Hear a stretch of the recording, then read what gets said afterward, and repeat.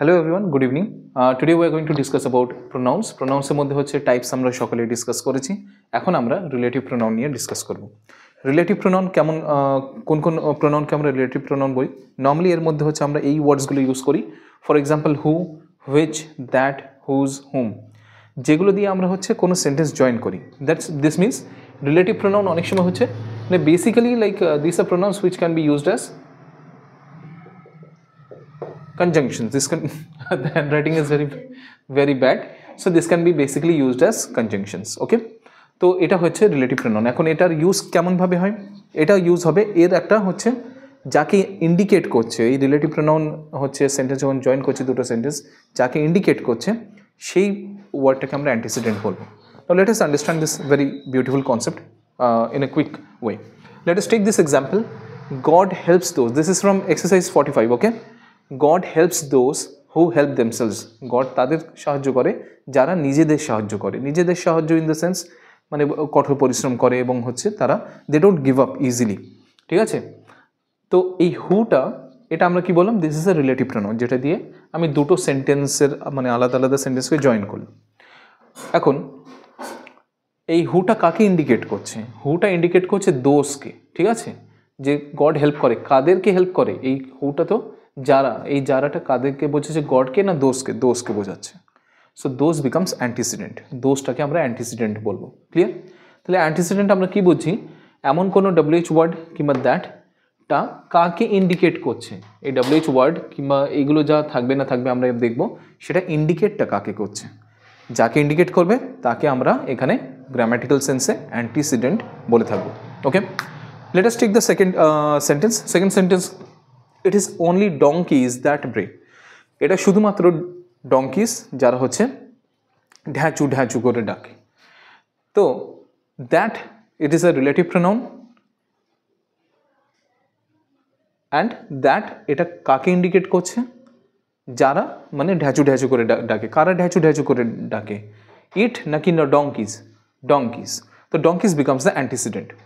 Third sentence দেখি, bring me the clothes which the dhobi has washed. আমার কাছে সেই জামা কাপড়গুলো নিয়ে এসো যেগুলো হচ্ছে ধোবি পরিষ্কার করেছে। তো এখানে bring me the clothes which, তো which becomes the relative pronoun. এই হুইচটা কাকে ইন্ডিকেট করছে?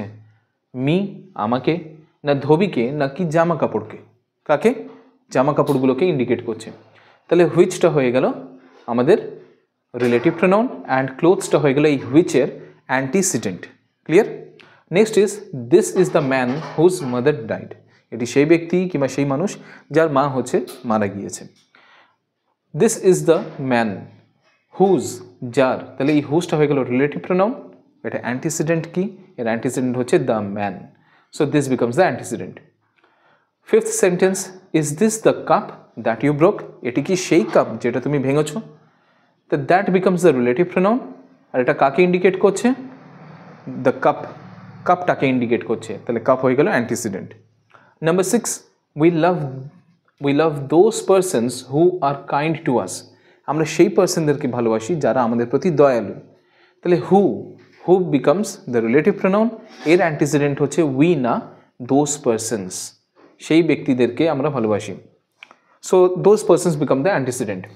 নাম্বার 7-এ চলে যায়। So number 7 becomes Ashoka was the wisest king that ever lived. Ashoka ছিল the wisest king who ever lived. তো হু কিংবা দ্যাট দিয়েছি, নর্মালি আমরা হু ইউজ করি, এখানে দ্যাটও ইউজ করেছি। তো এই দ্যাটটা কাকে ইন্ডিকেট করছে? This is indicating the wisest king. And who is that wisest king? It is referring to Ashok.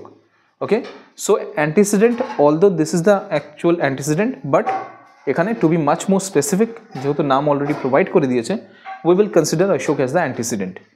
Understood? Number 8, sentence number 8, this is the juggler. Juggler মানে জানো? জাগলার মানে হচ্ছে সার্কাস খেলায় যে হচ্ছে বল কিংবা কোনো আইটেমস নিয়ে হচ্ছে এরকম হাতে হচ্ছে জাগলিং করে। So this is the juggler whom we saw yesterday, যাকে আমরা গতকাল দেখেছিলাম। হুমটা কাকে ইন্ডিকেট করছে? হুমটা ইন্ডিকেট করছে জাগলারকে। So juggler becomes the antecedent and whom becomes the relative pronoun. The next is number 9, the child whose parents are dead is called an orphan. সেই বাচ্চা যার মা বাবা মারা গিয়েছে তাকে কি বলা হয়? অরফেন বলা হয়। ঠিক আছে, তাহলে হুজ এটা হচ্ছে relative pronoun, are the child এটা হয়ে গেল এটার antecedent. Clear? Number 10, I hate those people, আমি তেমন ব্যক্তিদের ঘৃণা করি, হু আর ক্রিবেল, যারা খুব নিষ্ঠুর, অ্যান্ড লায়ার্স, এবং যারা সমানে সমানে মিথ্যে কথা বলে। তো এখানে হুটা কাকে ইন্ডিকেট করছে? Who is the relative pronoun. হুটা কাদেরকে ইন্ডিকেট করছে? দোজ পিপল, তেমন ব্যক্তিদেরকে ইন্ডিকেট করছে। হুটা হয়ে গেল রিলেটিভ প্রোনাউন, অ্যান্ড দোজ পিপলটা হয়ে গেল কি? দোজ পিপলটা হয়ে গেল এই হুর অ্যান্টিসিডেন্ট। ক্লিয়ার? তাহলে আমরা হচ্ছে বেশ কয়েকটা এক্সাম্পল দেখলাম, মানে অনেকটাই এক্সাম্পল দেখলাম। এই এক্সাম্পলের ভিত্তিতে এবার আমরা কনসেপ্ট অফ অ্যান্টিসিডেন্টে আরেকবার ফিরে যাই। So what is the concept of antecedent or what is an antecedent? এই যে WH ওয়ার্ড কিংবা কোনো রিলেটিভ প্রোনাউন যেটা যা আছে কিংবা দ্যাট, এটা কাকে ইন্ডিকেট করেছে সেন্টেন্সের মধ্যে একে কাকে ইন্ডিকেট করছে, তো সেটাকে আমরা সেই ওয়ার্ডটাকে আমরা অ্যান্টিসিডেন্ট বলে থাকবো। ক্লিয়ার? নেক্সট, আর WH ওয়ার্ড আমরা কী কী রিলেটিভ প্রোনাউন আমরা কী কী পেলাম? অনেকটা WH ওয়ার্ড পেয়েছি, দ্যাটও পেয়েছি। তো সেগুলো একবার সাম আপ করা যাক। হু, WHO হু এক নম্বর। তো হুটা দেখো যেখানেই আমরা পেয়েছি না কেন, everywhere we are indicating some person. প্রত্যেকটা জায়গায় আমরা কোনো না কোনো পার্সনকেই ইন্ডিকেট করছি, কোনো অ্যানিমাল কিংবা কোনো নন লিভিং অবজেক্টকে কিন্তু আমরা ইন্ডিকেট করিনি। তো who, it is always going to refer to some person or multiple persons. যেমন হচ্ছে এখানে হু, অ্যান্টিসিডেন্ট ছিল দোজ। হু, এখানে আছে হু, অ্যান্টিসিডেন্ট হচ্ছে দোজ পার্সনস। এখানেও হু, অ্যান্টিসিডেন্ট হচ্ছে পিপল। তাহলে ক্লিয়ার? হুটা শুধুমাত্র পার্সনদের জন্য ইউজ করে যায়। সেকেন্ড হচ্ছে হুইচটা আমরা কোথায় কোথায় পেয়েছি? দেখো এখানে হুইচটা পেয়েছি ক্লোথস ইন্ডিকেট করছে, মানে নন লিভিং অবজেক্টকে ইন্ডিকেট করছে। তাহলে হুইচ ক্লোথসকে ইন্ডিকেট করছে, হুইচটা নন লিভিং অবজেক্টের জন্য ইউজ করা যেতে পারে। তারপরে আর হুইচ আছে, হুইচ এখানে আর নেই। আর বাকি কাদের জন্য ইউজ করা যেতে পারে? অ্যানিমালসদের জন্য হুইচ ইউজ করা যেতে পারে। That means in sentence number 2 দ্যাটের জায়গায় it is only donkeys that bray, কিংবা it is only donkeys which bray, এটাও আমরা ইউজ করতে পারতাম। নাম্বার 3, দ্যাটটা কোনো পার্সনের জন্য ইউজ করা যেতে পারে।